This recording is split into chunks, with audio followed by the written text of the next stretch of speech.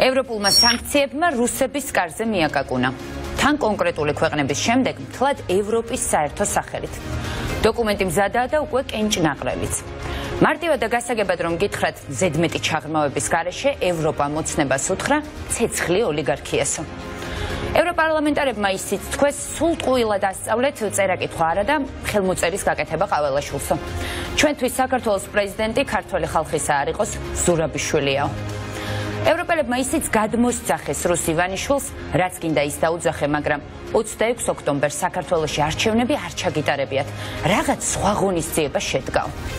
და თქვენი აზრით, რამდენმა ევროპარლამენტარმა დაუჭირა მხარი ამ რეზოლუციას? 30-მა? 41-მა?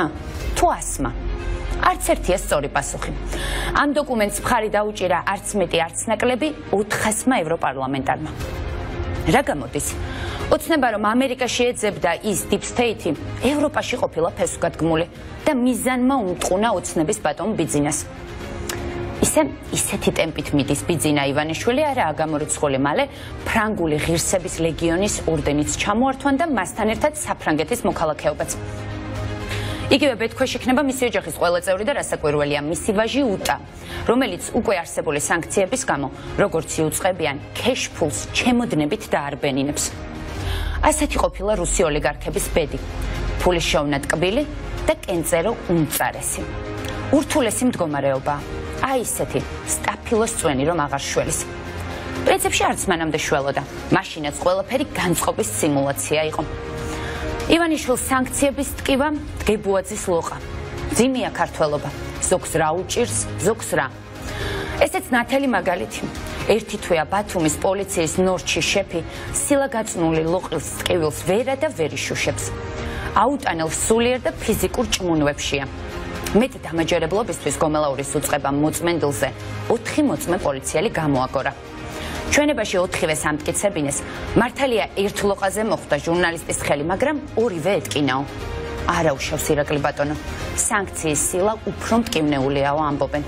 ჩემი თუ არ გჯერათ, შეგიძლიათ ბიძინა ბატონს კითხოთ. ახლა გებუაძე და მისი იარები უკან მოვიტოვოთ და ევროპულ შემოძახილს დაუბრუნდეთ.